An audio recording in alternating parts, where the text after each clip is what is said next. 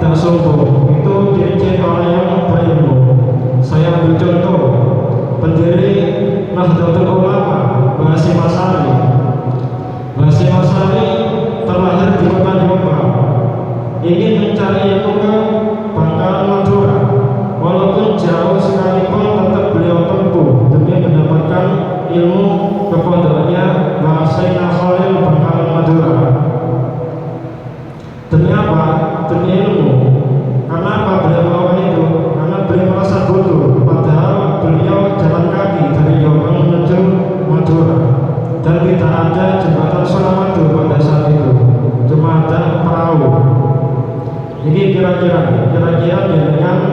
masih muda semuanya, masih SMP.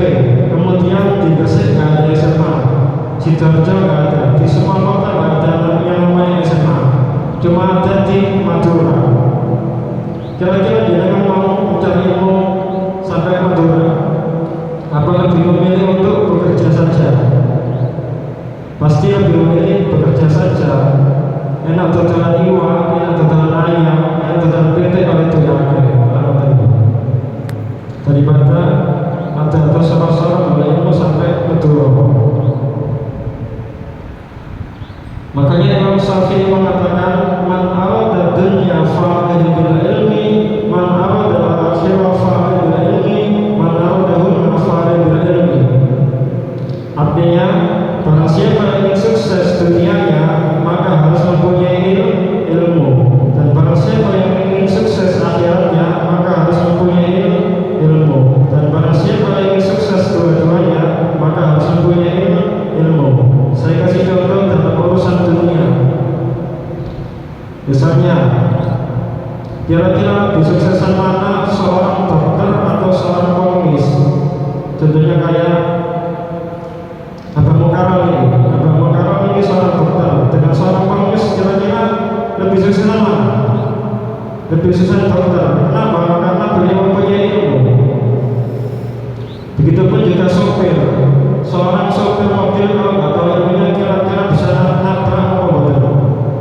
Bakal nabrak karena tidak punya ilmu. Begitupun juga dengan urusan akhirat. Contohnya wudhu.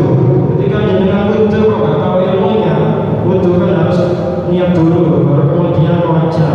Nah, kalau malah kaki dulu itu berarti tidak sah wudhunya. Begitupun juga dengan nikah.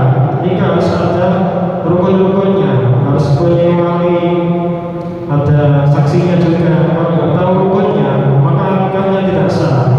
Begitupun juga dengan rukun syarat kurban, harus ada wasiat takwa di dalamnya, yaitu ya ayyuhalladzina amanu ittaqwa haqqa tuqatih wa la tamutunna illa wa antum muslimun.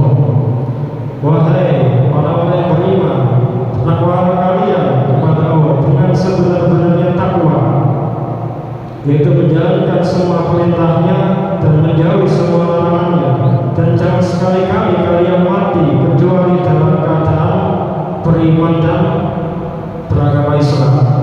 Kenapa di khutbah itu mengatakan iman terlebih dulu? Karena nikmat yang paling baik, yang paling harus kita syukuri adalah nikmat iman dan Islam kita. Percuma diri kita banyak hartanya, jadi kita sehat tetapi tidak beriman kepada Allah. Makanya Siti Aisyah pernah bertanya kepada Rasulullah SAW, ya Rasulullah, ini ada orang Yahudi, dia orang yang baik sekali kepada kita. Terus bagaimana nasib dia nanti ketika di akhirat?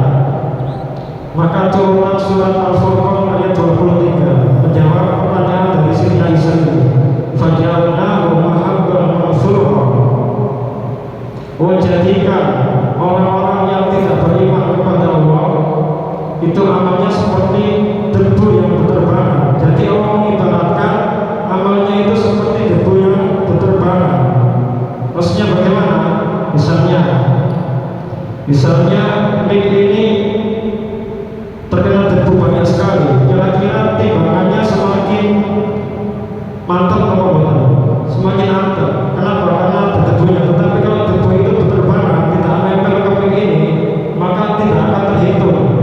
Begitupun juga amal-amal mereka, amal-amal orang yang tidak beriman, walaupun mereka berbuat baik di dunia ini, maka tidak akan terhitung ketika di akhirat nanti. Walaupun sedekah 1 miliar, walaupun membangun masjid, kalau tidak beriman kepada Allah, maka tidak akan terhitung amal-amal mereka. Dan ciri orang yang beriman itu pasti mereka itu imannya mantap, imannya kuat semuanya. Kalau imannya tidak kuat, pasti seperti ini. Contohnya imannya tidak kuat itu kira-kira jangan semangat pengobatan. Kalau ghibah atau merasani itu dosa. Sebenarnya kalau ghibah atau merasani itu dosa. Nah, itu dosa pasti gak neraka.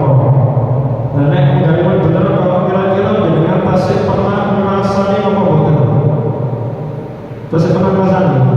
Kira-kira ibu-ibu kira-kira nyelatu bojo niku dosa apa boten? Dosa. Nah nek dosa berarti galipun bener neraka. Nah nek sebab jenengan semangat nek bener kok jenengan pernah nyelatu bojo niki? Pernah. Niku berarti tandanya boten, berarti iman jenengan boten kuat. Ibaratnya ngeten. Misalnya ada perkara ini bawa uang 100 juta, kemudian nawari jenengan uang purun boten neutral. Dipurun sama saya katakan neutral. Nek purun coba misalnya kabel ini putus, kemudian jenengan sak mutang itu 10 juta. Nek mutang 20 juta. Nek telung mutang berarti 30 juta. Nek 10 mutang berarti 100 juta. Kira-kira kabel ini jenengan mut apa boten?